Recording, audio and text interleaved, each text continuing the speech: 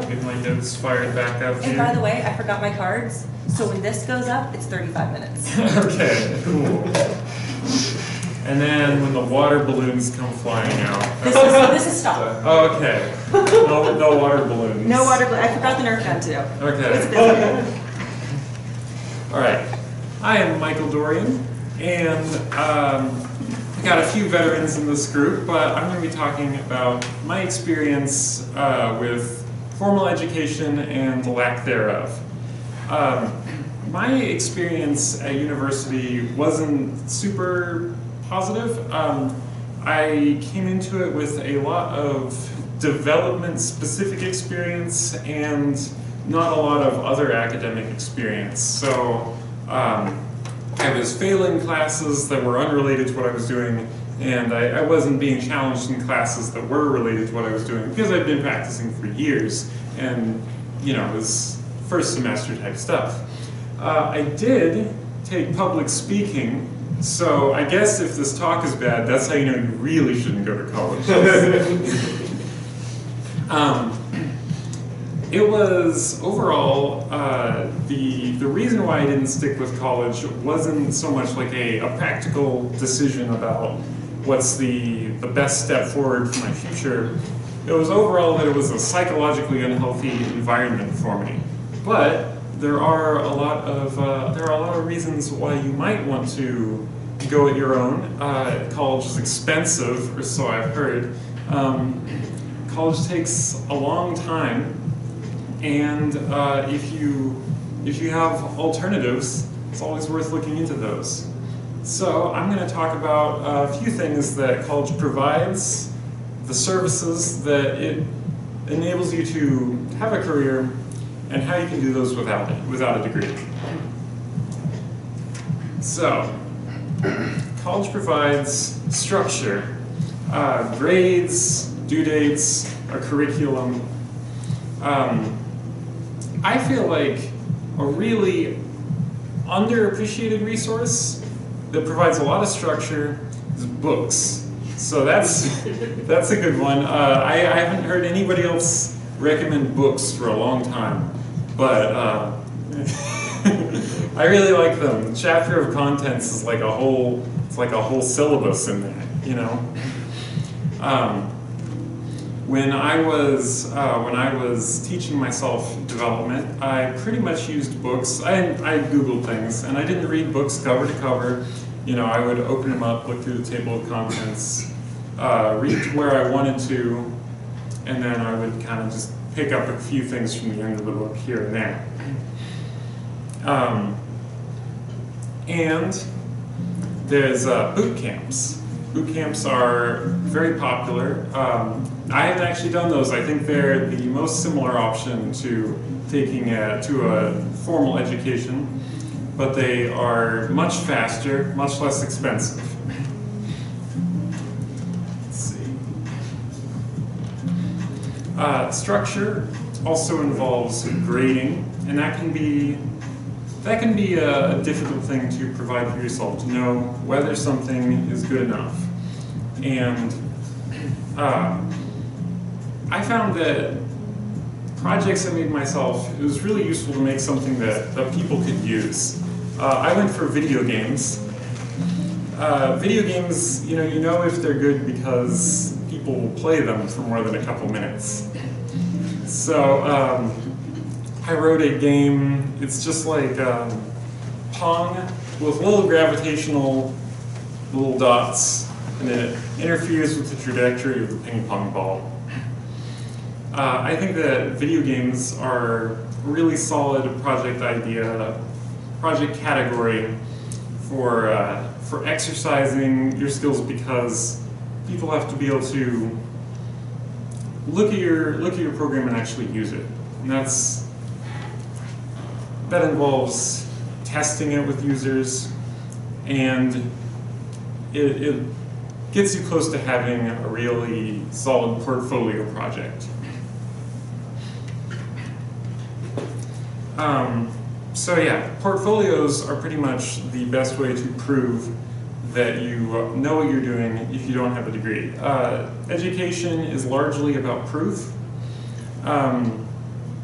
if you get 3 years into a degree and you don't get the piece of paper, statistically your income doesn't really change that much compared to if you do get the piece of paper. Proof is a big component of it. And so people who are looking to start a career without a degree, I think the best thing to do is have as much portfolio as you can get your hands on. Just like if you were working in like photography or art, any kind of creative field. And if you can get it up on GitHub or anywhere where people can access it. It's really useful.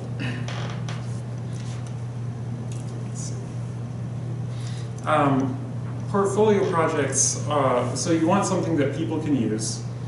So I know somebody who's making a calculator for Dungeons and Dragons. I should say made a calculator for Dungeons and Dragons. I don't know exactly what all it does, but you can calculate stats and damage, and if you have different classes of character, you input that. It's kind of a really complicated spreadsheet that's automatic.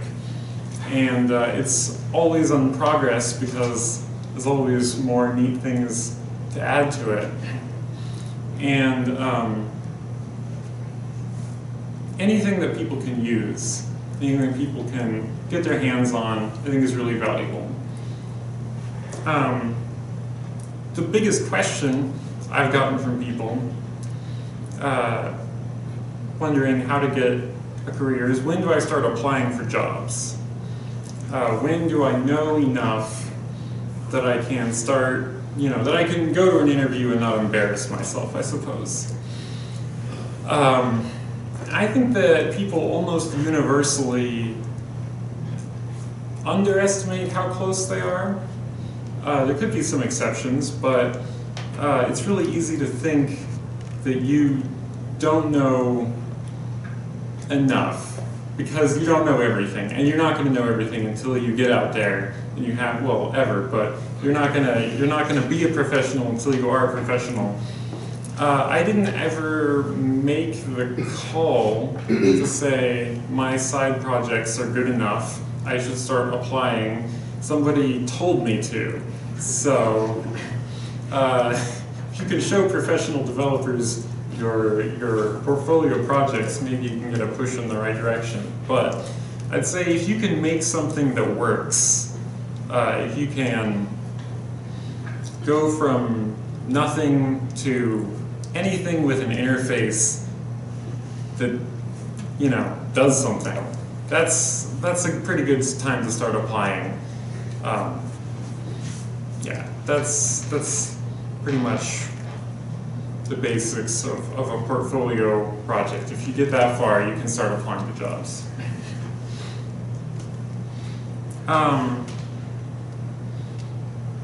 Now, building a portfolio, that being the key thing, requires, in my mind, a location to build a portfolio. And this is kind of a working from home type thing. If you're going to college, of course, you have the college library, you have your classrooms, you've got your friend groups there, maybe. You've always got a place to work. And I think that for anybody trying to break in without a system behind them, it's really important to have a place to work. The Labor Party is a convenient place to work. I sectioned off a part of my house, and it was for nothing else. We had the good fortune of having just lost a roommate, so I had a whole bedroom to myself. But yeah, it's any time you can section off a location for one purpose, that increases the efficiency of working there. So if I was living where I am now, I'd probably have chosen the public library. It's really close to where I live, and it's super nice. And the atmosphere too, people working, So yeah, building a portfolio, working from home, a location is really important. The thing that I did actually get the most out of college was connections. And that was because they told me about devICT. So, you know, if you hear it, that's a pretty good start. I had a teacher tell me about devICT, and I started coming to Code and Coffee. And that's a really good place to learn. You know, we have a mentorship program, and I've never used it. It's very good, I'm sure. But if you can just be around people who know things, just ask questions randomly, whenever they pop into your head. That's a really useful form of mentorship to me. I feel more efficient than a structured class because you know what you need to find out, generally, or maybe you don't. But when you do know what you need to find out, you can just ask questions. And when you don't know, you've got a book or something. Connections are a really important part of forming a career. I thought, you know, when I was young, I always just assumed I'd go into academia because my family did, and then I immediately flunked out of college. So, pretty much every job I've gotten has to some degree been through a connection. I knew somebody who either was the job opening or they tossed me a job opening. You can definitely go on and apply for things on LinkedIn and get the job. That definitely happens. But I found out connections is the easiest way to find out about job openings, to actually get them, to have a circle. So I think I didn't actually spend a lot of effort on that when I was first getting into this career. You know, I was here mostly for the mentorship aspect, and that's probably pretty good. You don't want to be too aggressively asking for job openings, but it's an important aspect of hunting for a job. One thing that a degree will get you that actually just building a portfolio won't necessarily is a fallback. If you have a degree, you can get a job in a lot of things. I've known a lot of programmers with degrees who did not have a degree in programming. I haven't exactly done a poll. I'm sure people are more happy to tell me that they have a degree in something weird, philosophy or something. You know, oh, is that related? I don't know. Well, definitely more people have told me they have a degree in something that isn't software development than the other way around. Music, a lot of other things you can transfer that to. So if you are going solo, that's the drawback. I think you don't have a lot of fallback.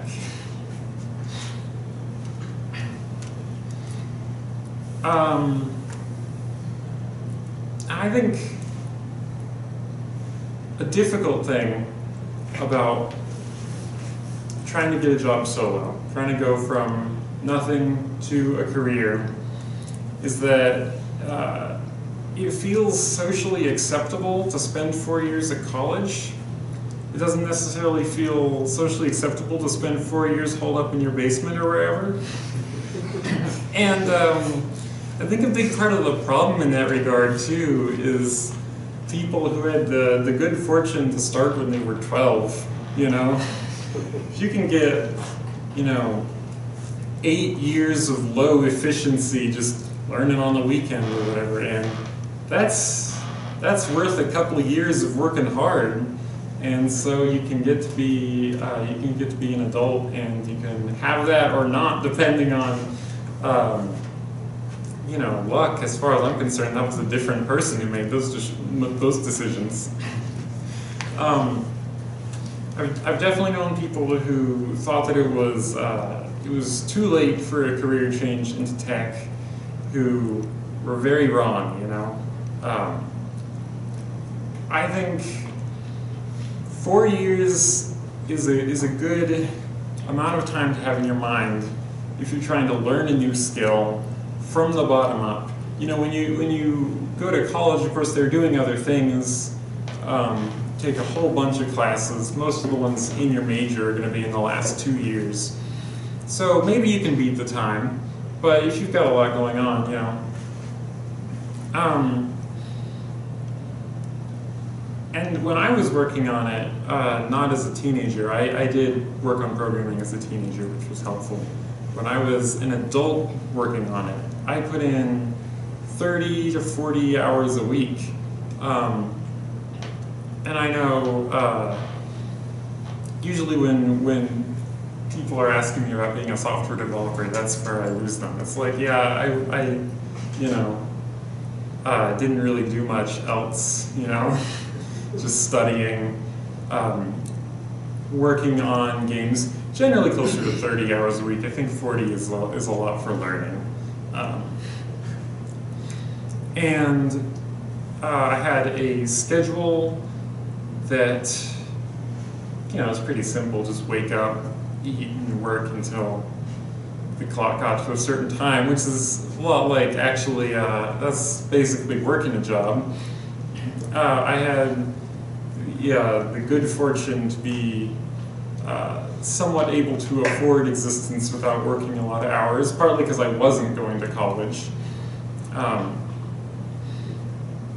But I think that's sort of the main thing is when people want to break into a career, they either want it to happen like someday or now, and neither one of those is in 2 years or 3 years, during which I spend, you know, maybe 15 hours a week, 15 hours a day, maybe 30 hours a day, but not a day, a week. But yeah, I've known a lot of people who I kind of want to be software developers. It's an easy profession to try and sell to people because it doesn't require formal education. I always want people to try it out. I think it's a lot of fun.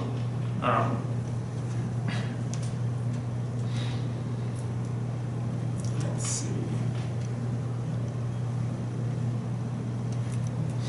A thing that you probably find out from the chatter on devICT, an important thing if you're trying to break into the profession is the job requirements are a little bit exaggerated.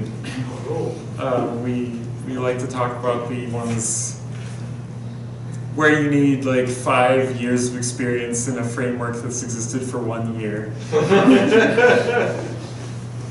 Maybe if you were the developer who wrote it. But I think that every single job I've gotten has officially had a requirement for a bachelor's degree. And you know, the first job, I almost didn't apply. You know, someone told me to, and I was like, well, I don't have a bachelor's degree. It says right there. You don't read the requirements, you just apply. It's their decision whether you meet the requirements. It's not your decision. If you go to the interview and it's pretty clear that you're not what they had in mind, then it's their mistake for not reading your resume.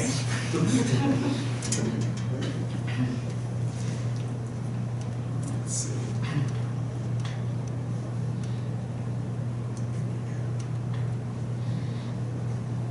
Yeah, got through that a little bit faster actually standing up here. It took me a few more minutes when I was feeling slightly more calm.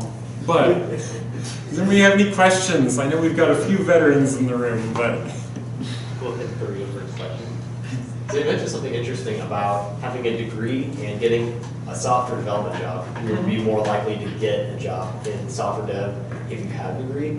I have an interesting story where my friend used to work at Innovar. I mean, he has a job in software development doing software tests, but he has a degree in electrical engineering, and they just hired him. yeah. About last year in September. So do you think, like you were saying something about psychology or music, do you think they'd be more likely to hire you if they just saw, oh wow, they got a degree, great? Definitely. I think that if you have the wherewithal to endure anything for 4 years, that really means you can do that again. You know, that's if I was redoing my like chance at college, I would definitely do music. I might still drop out, but I would do music because then I would have 2 skills. Sounds like a match college, I guess. Yeah. And to answer his question, we do have, I know, at least 2 active devs in the group who have like a philosophy degree and maybe a marketing degree, and they're both devs now. Yeah. That's awesome. Business degree. Yeah, there's a business degree one. Yeah, we have a lot of devs. Like, I was going to ask, who here doesn't have a degree but's in the, who works in software? So, yeah. How many of us have a degree but not in software but works in software? Maybe? Yay! Yeah, but, yeah. All right. Cool, thank you. So wait, what you talked about some people that you try to talk into it. What are reasons people give for not getting into software development when you try to sell it to them? Always just the fact that it's a lot of practice. It seems to me like it's easier to work hard at a skill and then get paid well for 40 hours a week than it is to, you know, if you work in food service, that's a lot of work for a lot less pay. And I don't think it's necessarily, the difficulty isn't comparable, it's different. But I don't think that it makes, you know, at the end of your day, I don't think you're going to be less tired. So it's definitely the barrier to entry. It's like so low for the like income bracket it is. That's what makes it an appealing field, but it's also too high for a lot of people. And also, I have one friend who just is anxious. Sometimes there's no getting people to change careers. He also like doesn't need to, so you know. Yes. What would you say about people who get hung up on, well, I don't know what language to learn? Oh yeah. I also have never, well no I have now. I've never gotten hired for a specific language that I know. That's not true anymore. I got hired for PHP recently, but when I first got hired for PHP, definitely didn't know it. I need Java, which is similar in that it's a programming language. Just about how easily you can adapt, maybe? Yeah, it's definitely not as hard to learn your second language, your third language, and at some point learning a language just becomes knowing the URL of the documentation. You know, you hit the first key and it auto-completes in your browser, then you know the language. So what language did you study for X years for 30 hours a week? Java, all Java. And how much Java have you written professionally? Absolutely not. Never have I did once apply to a Java job. They didn't email me back. That is amazing though, because there's the answer to your question. You spent years studying Java, learned it, got a job in PHP. Yep. Never mind what language, just learn one. I remember my first day of my first job in programming, I went in there with a book on PHP that I was going to keep in my desk, and it was going to be my reference. And I never opened it because that's not actually what books are good for. That's what the internet's good for. Yeah. I thought I was going to have to learn a lot more. PHP is actually a great example because the documentation is just amazing. I mean, people have opinions about PHP, but it's documented. That's what I care about. How did you come up with your multi-year kind of learning plan? Because it seems like it'd be very easy to go down rabbit holes and get pulled astray during that length of time. Yeah, I don't have much advice for avoiding rabbit holes because I just went in them. I mean, like, my entire portfolio was pretty rabbit hole-y. I didn't have like a website with my face on it before I had like a matrix of pixels. Each one would like change color depending on the local gravitational field, and they'd all move around. And like this came before the website with my face on it. You know, I had the URL chosen out, but I don't know. I feel like it doesn't matter what you learn, as long as you're learning, as long as you're working on programming. I feel like everything is basically equally applicable. I've done a lot of stuff with databases as a professional. I never touched them before that. I tried, but it's so boring trying to learn database programming when you have no data. How much data do you have just at home laying around? I'm going to categorize my dogs. My receipts. Yeah, then you really need a spreadsheet, though. Right. Go to the spreadsheet channel. Important sequel. What are some fun activities that people who want to get into programming could do around Wichita? Around Wichita? Yeah, like maybe something that happens twice a year. Game Jam. Wow. Thanks for the leading questions, Tanya. I was going to say Advent of Code at first. Advent of Code's hard, and it makes me cry sometimes. Advent of Code is brutal, and it's also like really unrelated to professional skills. Yes. Like probably make the video games first. I still can't do half this. I'm like, I don't know. I do about 5, yeah. Yeah, It's I like do the- about, yeah. That's Now it's not the for loops anymore, it's math. I know, like, Yeah. No, math was the subject that killed me in college. My dad was a PhD math professor, so it had to be that way. And that's another thing people think you need for programming is math, and that's controversial. People will tell you that you do, but I don't know. Let me know. When you're out wrong, dog. Yeah. maybe if you're doing Advent of Code, you do. Right. Oh gosh, I'm not even having a code then. And you know, it comes up. It comes up. That's why we all know somebody who's good at math. Or there's Stack Overflow. Stack Overflow has everything. Oh, Stack Overflow has regular expressions. And they're mean. Yeah. You don't even use math in like game programming. No, just So you mentioned I had like 2 games that I've mentioned so far that I made, and they both relate to gravity. That's because I figured out the equation for simulating gravity, and I made multiple video games about it. One equation is like, yes, I'm set for life. distance spinning. The last time I used math in programming, I was calculating square roots to like millions of digits, and I found that equation on Wikipedia. So I just had to translate it into code. I just needed to turn the digits into letters and then find my name.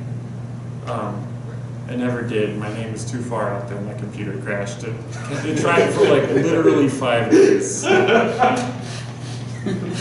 Was your computer a Raspberry Pi? It was a Mint Box Mini, so it's like it's about the same size, but a little bit faster. But my like laptop couldn't do it either, and I gave it like 8 hours once.